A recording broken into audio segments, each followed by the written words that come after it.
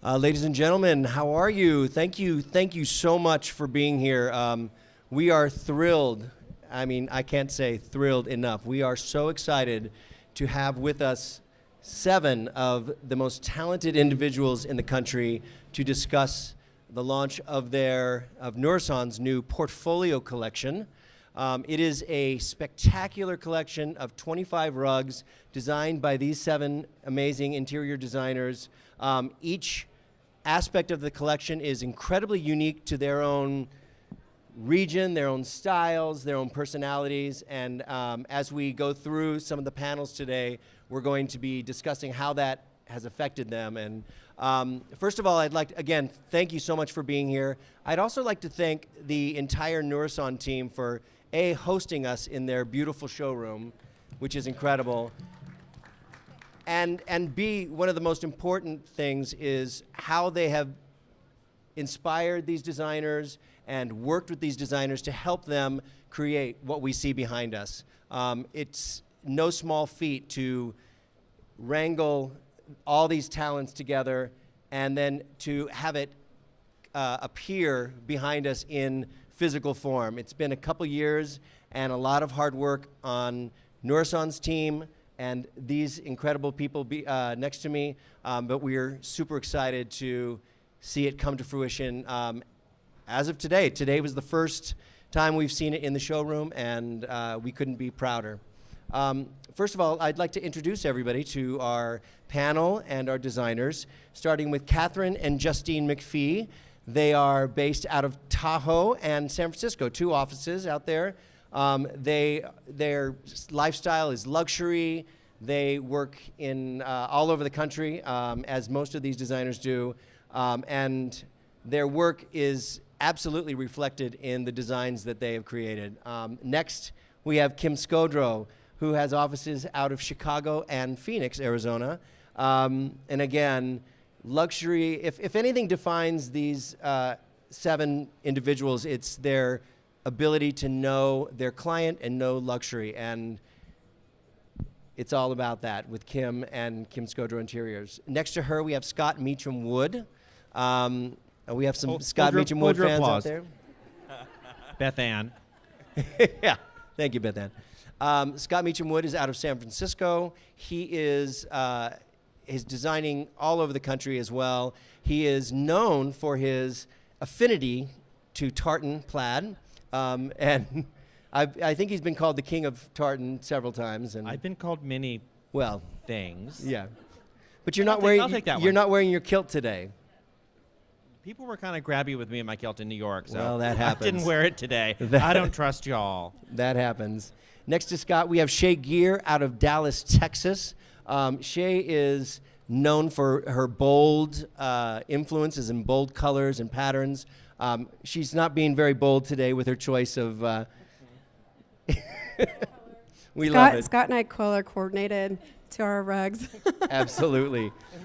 We're both each from the other. South. This is what we do. Absolutely. Shay and her team of designers, and she and her family have an incredible retail front outside of Frisco or in Frisco, Texas, that their family has been working on. It's quite an amazing thing. So if you're ever out there in Dallas area, certainly give them a visit. It's pretty cool. Next to them, we have Ron Woodson and Jaime Rummerfield of Woodson and Rummerfield's House of Design. They are based out of Los Angeles. They are also known for an incredibly luxurious hand when it comes to interior design. They have a roster of clients that's we can't name, unfortunately. Otherwise, we'd have to kill you. So again, this group of people has come up with the Portfolio Collection by Nourison, which is 5 distinct and unique design styles that are available to retail fronts as well as the specification audience. So we're working with architects and interior designers. I think what I'd like to do first is go down the line and tell me and I know we've talked about this before, but tell me in, say, 3 words or so, what marks your interior design style, and how has that affected your work here for the Portfolio Collection? So let's start with Catherine and Justine. go. Catherine. Well, what you didn't mention is, Sonia. We're mother and daughter, so Oh, that's right. Minor detail. I grew up in the business, and so working with mom, and so we've kind of two separate styles, and right now we're working on really combining those styles. So everything I've learned and kind of my take on it. So I would say one word specifically would be eclectic. Soulful. And then layered. Simplicity. I'll leave it at. There's 4. That's four. I like it. Standard. And how has that affected how you work with the portfolio collection and your designs here? Really, for us, it was really trying to meet the need of rugs that we had not seen out in the market yet, and really trying to in envisioning a lot of work that we do up in Lake Tahoe region, up in the mountains, and adding some kind of texture, some tribal patterns, some just kind of playful, pattern mixes. So that's really where we started. Gotcha. Now, Kim, how about you? 3 words that say Kim Scodro Interiors. I would have to say classic, for sure. Refined, and they took my other word, layered. We tried to create rugs that we were able to layer. I would say that we sort of build rather than having some strong presence in one particular piece. So we feel like these rugs you can build on. You can add color to them. They're not really colorful. I love it. Scott? Mine are colorful, so you can. 3 words, probably European, Southern. I'm going to use the word modern kind of loosely, but maybe updated is a better word. Feels things that have an ancestral point of view, but still feel like they're existing in the present. Today. And how is that specifically for your designs? How has that sort of manifested itself? We got really color happy when we were doing the palette mixing. We got really gauge happy when we started really laying out how the rugs were going to fit on the space. Right. So we really blew up the size and blew up the intensity of the pattern. Tartan can get a little mincy if you're not careful with it. So we wanted something that felt very bold and very kind of brash. Yeah, not mincy. Not mincy. Not mincy. Not with my name on it. Well, hello. Shay, how about you? 3 words that describe your interior design style and how they apply to what you've created here. Definitely color, colorful contrast. I like a lot of interest in a room, layering textures and color and pattern to where they don't compete with each other, but it just makes for a really livable, beautiful aesthetic. So I would say colorful, contrast, and then collected. Because I like a room that even if you purchase everything brand new, that it looks like you've collected it over time. So, it might be new to that client or consumer, but it looks like they've had it in their family for generations, and then they've mixed some more modern pieces into it. And so I think for my collection, one of my big things is that we do like a lot of color. And I think it's really interesting to use a rug as a jumping off point for a room's design. And so that was kind of my thought process. And then I love to play with scale. I love big scale. Everything in Texas is big. So, a lot of times we're dealing with rugs that are 12 by 15, 12 by 18, whatever, because the rooms are, large sizes. And so I wanted some designs that could be interpreted in those larger sizes and scales, and really intensify the patterns and the scale and the color. So that's what you'll see in my collection. It's some interpretations. I like the classic, and I like a lot of European influence as well, but kind of updated for today. So thank you. How about Jaime, Ron? 3 words? That's going to be tough, but there's 2 of us, so that helps. You get 6. I would say California. We're California natives, so when it comes to the bygone eras of our culture and heritage, you're looking at original Regency, opulence, the film industry, early theater, and the lifestyle that comes with that indoor-outdoor essence.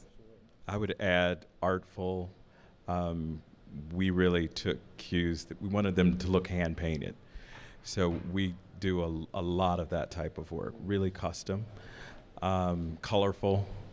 If you want a very bland designer, don't come to us. And unique, but fashion forward also. Sorry, that's 4. That's 7. You get more. Shucks. That's okay. So let's, moving from our style, we touched on this a little bit with you, Catherine and Justine. You guys are from very different parts of the country. You grew up in very different ways. How has that regionality, shall we say, even though you design all over the world, how has the regionality affected your design work and the designs specifically? Like, yeah, being Northern California, and our design clients are from a lot in Lake Tahoe. We do a lot of second, third homes, so it's just an entirely different beast than a primary residence. But I think influenced by the exterior for us. I mean, we're coastal San Francisco, but also Lake Tahoe, lake, mountain. The environment and the colors are always play into our design. Travel is important to us, so we're always influenced by things we see around the world. I think to bring that back to the regionality part of it, we try to bring travel and influence our kind of small region. Specifically in the mountains, we kind of try to bring as much kind of more energy or design, I don't know. Yeah, it's that the European influence is really influence is a big one. very important to us. Yeah. how about you, Kim? I know that you work both in the city and then you're in Phoenix, Arizona. That's two Yeah. very different places. I live in a very confused state between Chicago and Phoenix. They couldn't be more polar opposite. In Chicago, things are very classic. Think of pre-war co-ops like you would have in New York City. Just the nature of Chicago is very classic. And then in Arizona, particularly in Scottsdale and Phoenix, there's a tendency to go towards that southwest. So we tried to, with the rugs, balance them a bit so they could easily flow into either of the situations. And luckily, Phoenix and Scottsdale are getting away from that strong southwest influence. How about you, Scott? And mine, You're a city boy. who grew up Somewhat. in Mississippi, so Well. don't get carried away. I grew up on a cattle farm in the South. Mine isn't. I feel like in some ways, my design work is an anomaly within San Francisco, for good or ill. So working against the type. I'm kind of I'm working more to my own personal aesthetic than my region and my own family history. My family is Scottish on my mom's side, from the northeast coast to Scotland. So that is a big part of how I grew up and those influences. And to be able to take something that feels kind of so iconic and so historic and has so many layers on it already, and make it into something that to me feels very fresh and very new and very vibrant, I think was one of the goals I had working on this. So I don't feel regional in what I do necessarily. Absolutely. And certainly not in what I've created for the collection. Okay. Yeah, no, I get Sorry. it. No.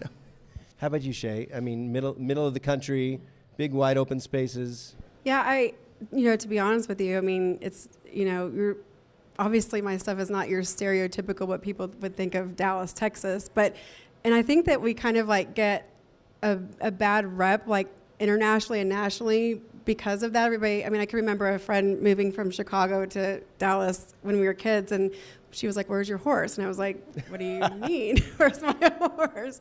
But I think the general stereotype is really, there's so many fashion-forward people. I mean, Neiman started in Dallas, and there's so many fashion-savvy. A lot of our clients, in the higher-end spectrum and the luxury arena, they want those unique things and the bespoke things and the things you don't see everywhere. And it's such a melting So that's why you pot. come to a designer, because you can find those amazing things Right. that you can't find Exactly, and that's our on job the open market. as a So that's what designer, you need to be right? able to do. Exactly. But it's one of those things that like when I'm looking at designing something, a lot of times when we're designing for clients, we're doing something that you don't see everywhere, and it's something that's unique unique. And it's like Dallas is such a melting pot that you see, contemporary homes and very classic and traditional and European homes all in the same neighborhood. And so the aesthetic is very varied. And so I tried to play into that. And then obviously it's a colorful city. There's a lot of famous characters out of Dallas, and you can think of the show Dallas and stuff. So, I think that people like bold and color in our area. So to that degree, I think that it is, sort of specific to our region, but more on the fashion forward side and, kind of speaking to those people that like something new and different and kind of fresh interpretation on some things. So. Sure. Now, Ron and Jaime, being from Southern California, obviously you mentioned before it has affected your work. It affects how you live. It's Southern California. So tell us a little bit about how the design work is influenced by that sort of regionality, that geography. Go ahead. Ladies first. Oh, go ahead then. Just kidding. For us, there is a great history in LA and Southern California. When it comes to architecture and design, there's a lot of pioneering that has happened in our city. And from the coast to the city, the influences for us have been the grand estates of Beverly Hills, Bel Air, to Palm Springs, and our influencers and our predecessors, who we take very close note to their work, are people like John Elgin Wolfe. And, thank you, Scott. Thank you, Vanna. Yes. So there we go. The influence for us is John Elgin Wolfe, these type of Regency styles that also cater to mid-century, which is brutalism, cubism, these type of architectural styles that influence art and design for us every day. So when we approached this collection, we really wanted the rugs to be art in themselves. And if they were on a wall, they could be on a wall, they could be on the floor. But we wanted to have that influence where those predecessors before us, even Tony Duquette, the more is more type mentality, we are the next generation to carry that heritage forward into the 21st century.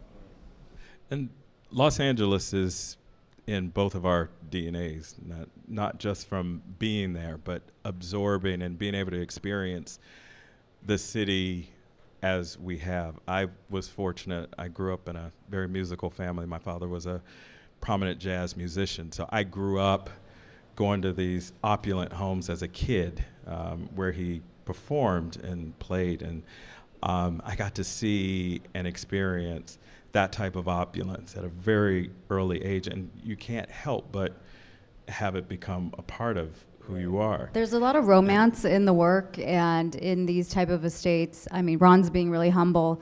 His godfather is Bobby Short, and his father worked with Sammy Davis. And so just the homes alone that Ron saw, and then my grandparents too, there's a nostalgia that's built into our Los Angeles heritage. And it's really important for us to carry that forward because it could get lost, and once it's gone, it's lost forever. So the beauty of Hollywood and that type of lifestyle is just really grand. Well, I think for some people, they think of Los Angeles as being such a new town. It's always the newest of the new, but in reality, you guys are working to bring back some of the period from the 20s and 30s and 40s that were so important to art and architecture. And I think that's really where your spirit has been living. And right, that's our nighttime job. Save iconic architecture. It's another firm that we have. It's a whole other thing. I love it. So I have a question for you. Now, this word sometimes becomes overused or overdone, and it's trend or trending. And one of the reasons we want to speak today is about what do you see trending, first of all, for 2018? It doesn't have to be everything, just something that you see. And how do you keep what is trending from appearing trendy without being trendy? I think there's a duality, right? You have trending and you have trendy, and you never want to be trendy, but you want to be able to push things forward. So what do you see, first of all, and then how do you work that into it without becoming the latter? Well, for me, I mean, I guess we probably always say that design repeats itself in the design business and fashion. So it's always, nothing is new per se. It's always interpreted a little differently. I guess I see, which is something I've loved in the past, the color gold, seeing it in fixtures and whatnot, it's popping up more and being more. Everyone got into chrome and satin nickel into that world, and so I kind of see the gold world kind of coming back. But for us, we always kind of paint a really simple, clean palette that allows you to put whatever you want within that palette, so you can change and develop. And so if there is something trendy, say purple, and you want a pillow, and you can pop it in and pop it out, and so you can move with a trend but not necessarily commit to a trend. And I guess our design is always the test of time is the most important thing.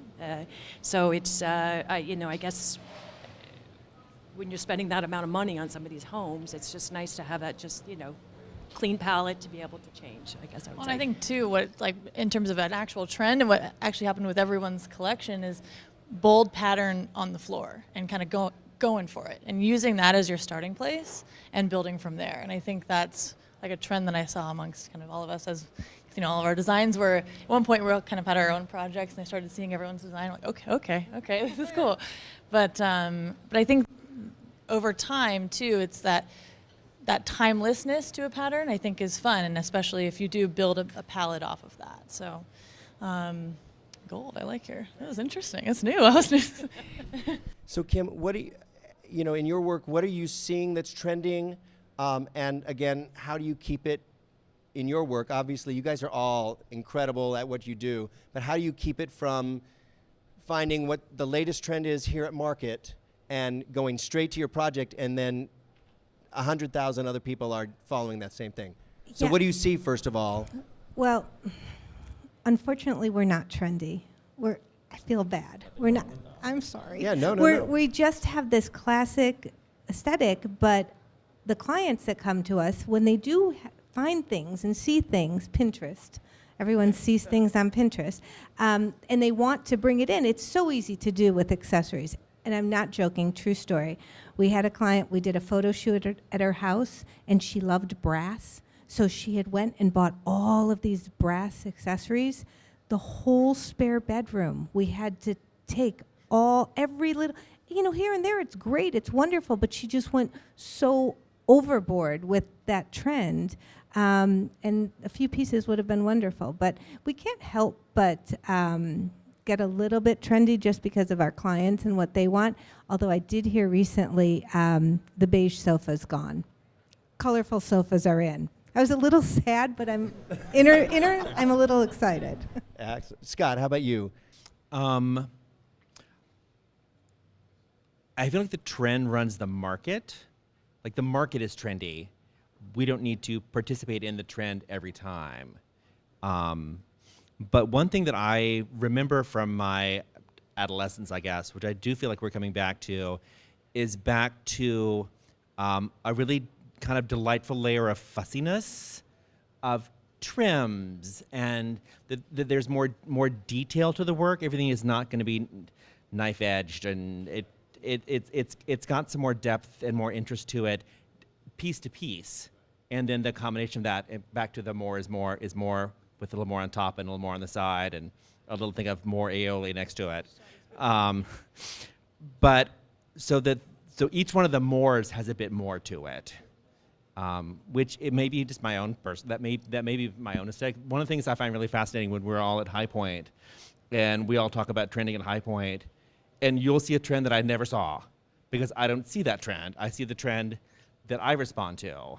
So in some ways, I think some of the trending is very introspective instead of necessarily, because at market, like there's nothing you can't find in these three buildings.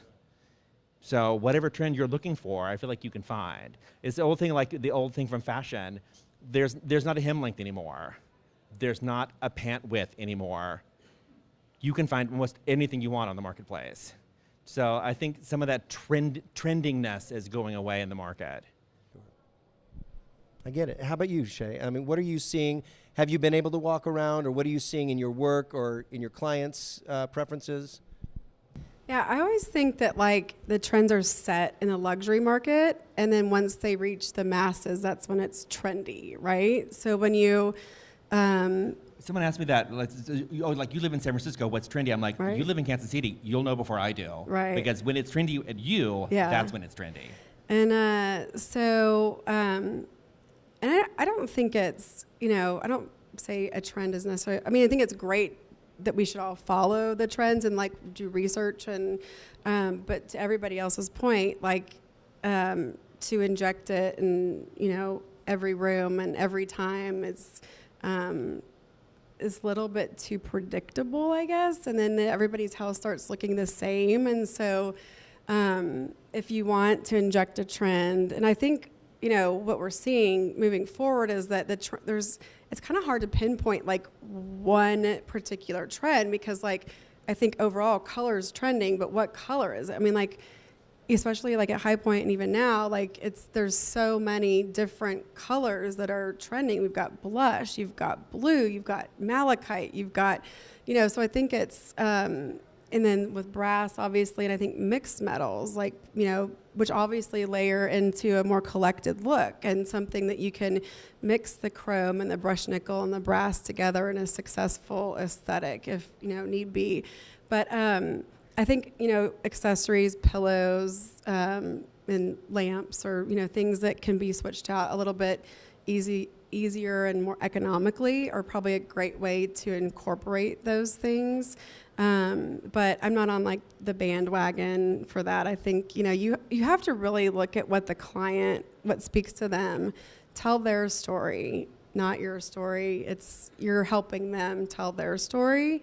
And so if they're very fashion forward and trendy, then, maybe, I did have a client actually that we just remodeled their house and they wanted all rose gold fixtures, like plumbing, like expensive, like rose gold. And I'm like, I cannot let you do this. I think it's beautiful. I totally get it. We can do one powder bath. And it turned out beautiful. But of course, now they're like, rose gold now? I'm like, see, we had just done your entire 15,000 square foot house and all rose gold. You're chopping my head off right now. Well, I think when you said Pinterest, that's really interesting because Yeah. I think some ways what trendiness allows us to do is it opens up a window to a client, to an idea that we probably have always had. I love mixing metals. Yeah. I have a client who would never let me do that until she saw it in a magazine.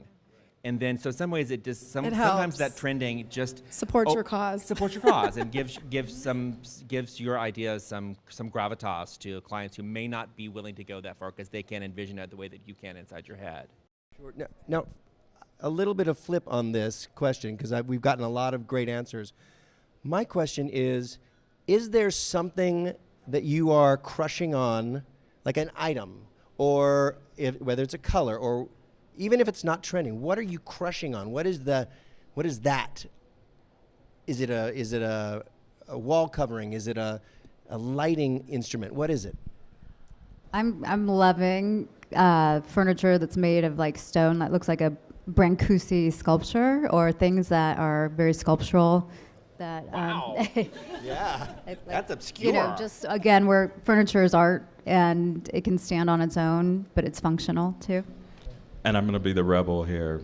I'm going back to the trends. I will say- not use the word. I'm not following it. We don't follow trends. We are the antithesis of it. If we were going to answer the question, I was going to say, would- Ron, take this and one. to this We point, would- you guys I'm were the you were bad trend kid here for spotters that at one point. You were spotting trends, Yes, but and never, when- but Scott, doing your own thing. Shay. We were doing our own You were thing. doing your own thing. And the one thing that I will say is we hearken back to the past. We will look at the past and see how that really is going to take us to the future. Everything's been done already. Exactly. Any, and we like any to great do professor that would mix. tell but you that. Yeah. Don't ask me about a trend. I have a question moving away from trend, but something that is obviously very important, something we use every day, and that's social media for you guys. How has social media impacted your business? Not just, your profile, but your business itself, and what type of platform is your favorite? Can I start You want to go? Let's change it up. Let's go here. Bring it, Wrong. Take it down now. We got one of our major clients through Instagram. He's hear it more from and more. Russia. And house. And Instagram house. and house. And it's always sort of hard when you get a client that calls you from Russia and you say, well, how did you find us? And it was through social media. And he's turned out that we're getting ready to work on his next project. So it severely impacted your business in such a positive way, and right. not just your profile, but Exactly. yeah, that's Exactly. amazing. And Jaime, I was on the late front on getting on social media. She pushed me to So high to tech. do it. Yeah. And we really try to speak for the voice from our company and what we do and what we love, and it just comes across that way. Sure. And we've been fortunate enough to have clients resonate toward that. And so, yeah, it's been very beneficial for us. And Instagram specifically is really Instagram, and house. That's our choice. Yeah. Our social media of choice is Instagram. I love that. How about you, Shay? Has social media, increased your business other than just your profile? Absolutely. Instagram is my favorite by far. For our store, we were doing a photo shoot one day at a project, and I posted a photo of a lamp, and I had another client that texted me and was like, do y'all have that lamp at the store right now? And I was like, as a matter of fact, I do. She was there in 20 minutes and purchased the lamp. So I was like, okay. And my husband, who's here, wave your hand, honey, is probably like, your phone is glued to your hand all the time, and it drives him crazy. But because I run our social media, but it really, he sees too how it pays off. I mean, because I've gotten from my personal account some very big projects and clients and opportunities because of Instagram. And I think it's a really good way to read. And it's interesting because I also look at the analytics of like what days certain things do better on certain days and that sort of thing. But it's really interesting to see. I like all those numbers, as long as they're really big numbers. Always. The low ones, you're like, oh, okay, I won't do that again. But I think Instagram is so good for our industry because it's visual eye candy. I mean, I really think people are actually reading what you're putting up there for your text as well, because I can see that they're commenting. But it's definitely a way for people to get to know you, to get to know your aesthetic, and then also for you to test the waters and see kind of what works and doesn't work and all that kind of stuff. And everybody has an opinion, and I think the more you're out there, the more you put yourself out there, you're gonna get some haters gonna hate, that type of thing. And but for the most part, our community is so great, and the clients are always so wonderful, and the vendors, and it's great to have people repost your work and stuff. So I think all in all, Instagram for sure is my favorite. Facebook's got a little too political for me, and their algorithms, it's like you don't really see what you want to see anymore, and so Instagram is for us. Facebook's and just House. combative. Yeah, House, I find that we get some really strange leads off of House, like just really very strange. Besides that and the other advertising that we do, I would say they're not my favorite, but We don't like house at all. A lot of what color is that wall? Exactly. Yes. You know what I mean? question. Yes. It's a custom color. Please contact Exactly. us at inquiries@ScotMeachamWoodDesign.com And for the information. And no one has ever emailed I'd be me. happy to do a color consultation for you. Absolutely. Right. Now, Scott, sorry about that, but you're quite a presence on social media, and you've been doing it for a while. Like, this is not something new to you. And I know that you've had some experiences. So should we do the cautionary tale? Yes, the cautionary tale by Scott Meacham Wood. Scott Meacham Wood. So was it April of last year? April or May? I was involved in a delightful, some sort of Russian bot hack of my personal page, and they had absconded all of my imagery and created this fake profile, and he was scamming women and had made a passport with my picture on it. It was creepy. But over the course of trying to solve that, I lost about 17,000 Facebook followers in a click. when they closed my old account. And if you lose your account, there's nothing you can do because there's no one at home at Facebook to talk to. So I've spent most of the last year, trying to rebuild that as best we can, but also finding ways that I didn't need it. It was strange, because I love Meacham Analytics, but our retail website readership traffic dropped like 90% the next day. Like that, I'm like, oh God, that's my traffic source was Facebook. Wow. And I didn't have it and I couldn't get it back. So trying to rebuild, and it's just about rebuild. It took us almost a year. But it's been really fascinating finding out how people are finding me and that's often, when we have online sales from the e-commerce side, that's just one of my questions. Like, oh my God, like, yay, thank you. Here's whatever it is you bought. And how did you find us? Right. Because it's really fascinating. People either through Pinterest or through someone else's Pinterest post about us, or on, because House Beautiful reprinted an article I wrote 3 years ago. How big the web is, even when you feel like you've lost almost all of it. That's interesting. Now, Kim, how do you work on social media? Do you do it all yourself? Instagram. Is what we do, and we all do it. Our whole team, yes. And you can tell when I do something, and you can tell when the younger designers in the office do something. They think about it for a very long time, and there's a certain time that they like to post it during the day. It says Insta in the title. Exactly. That's what I said. They're like, no, wait till 3 o'clock, and people are taking. But honestly, it's so much fun. We have fun with it.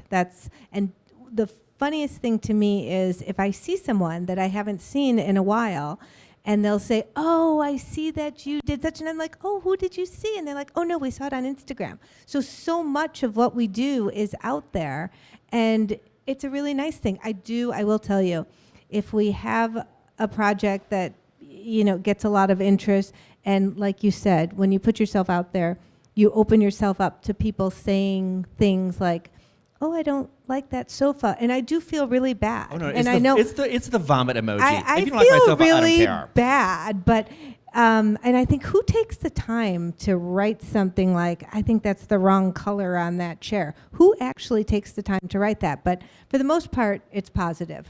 I just hang on to that one bad comment. As we all do.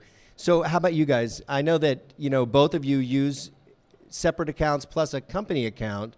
And then the Insta stories are happening. So what's your experience Well, like? at first I'll have to say, being Northern California, it's very tech oriented. So our clients are very savvy, and they pretty much know everything about you before the call happens because they've checked you out, and your website, where you've been social. So obviously Instagram and Facebook are How just many friends you have in common.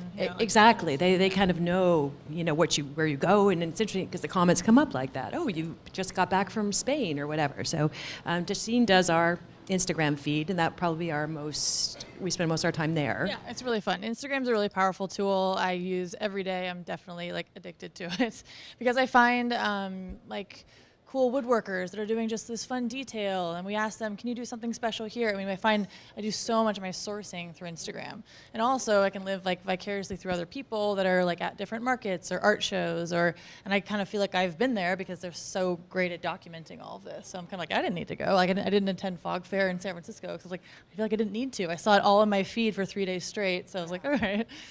But and I like Ryan and Jaime too. I think we recently got one of our biggest clients from Instagram. That was pretty cool. So it was actually one of the largest project you've had to date, which is a big development in Lake Tahoe called the Tahoe Beach Club. Actually, the developer's wife found us on Instagram and sent it to her husband saying, I think I like their style. So if it comes from the wife, sometimes it's really powerful. It is, no doubt, no doubt. So we're going to move into a little bit of a different format. I call it rapid fire. So we're gonna give you purple Thailand.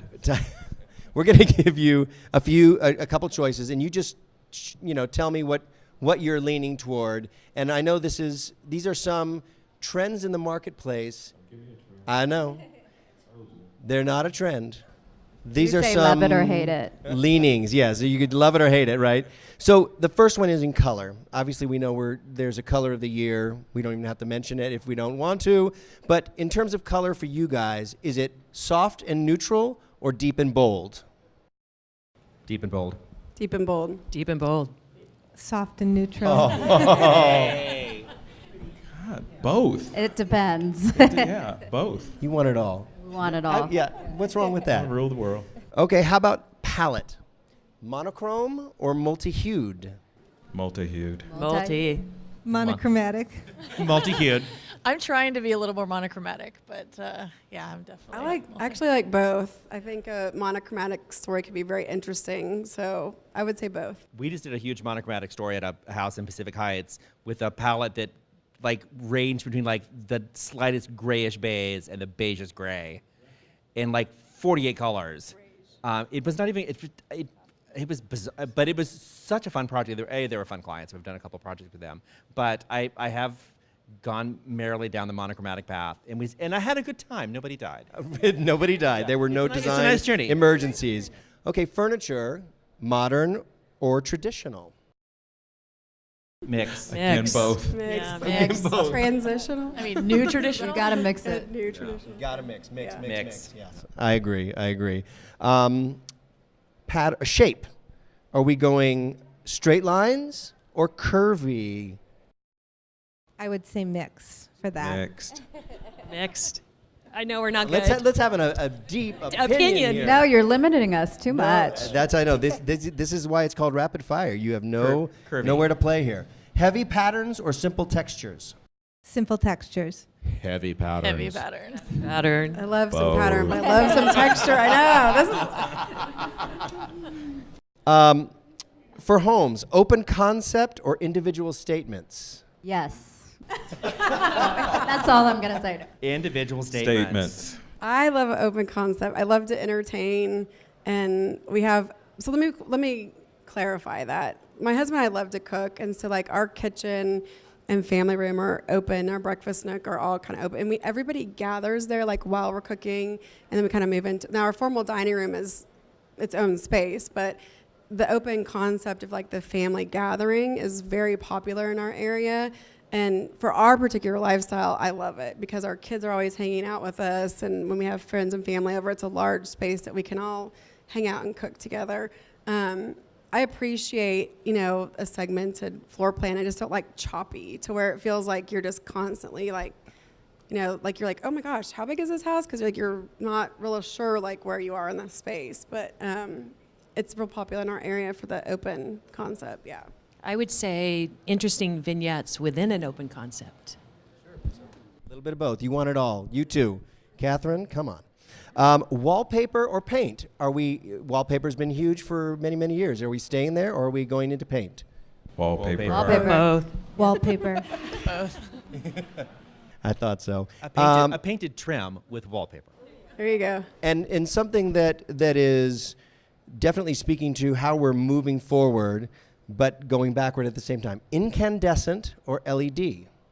LED is more energy efficient. You only have to replace them like every 10 to 15 years. And they have different Kelvin ratings now. So what used to be like harsh commercial hospital lighting for residential, now they have 2,800 or 3,000, so you still can get that soft light and you don't have to replace your light bulbs once a month. So Wrong. actually We are old school. yeah. Old school. Yeah, No LED. No LED. Well, though I will try them again. Last time I tried them, it was like a hospital surgery. Yeah, try the different Kelvins. Trust me, I'm the same way. And actually, our city government offers a rebate on your electricity bills. So at least for commercial, they do. But trust me, I'm the same exact way. But they have go research it. Yes, But word to the wise, you've got to get really good LED lighting. Yes. If it's, Oh, if And absolutely. it's, dimmable. A lot If of it's it's- not dimmable. if it's not good quality, it doesn't dim well, they'll flicker. lighting is they're way it too just cold. Yeah. I agree. So we're going to wrap it up. I am going to invite anybody that would like to, once we wrap this up, to feel free to come and talk to any of the designers. We need to flip through the rugs. Oh Can you yeah, flip? should we Yeah. do it as Yeah. Do you want to play Vanna? Yeah, I come can on, Vanna. Vanna. So Let's see it. why don't we do this? Because we haven't really We get a done this for 3-inch all of yellow. you guys. We'll start from Oh, I wonder where are who we those starting are. from? Kim? Those Kim We're starting Scodro.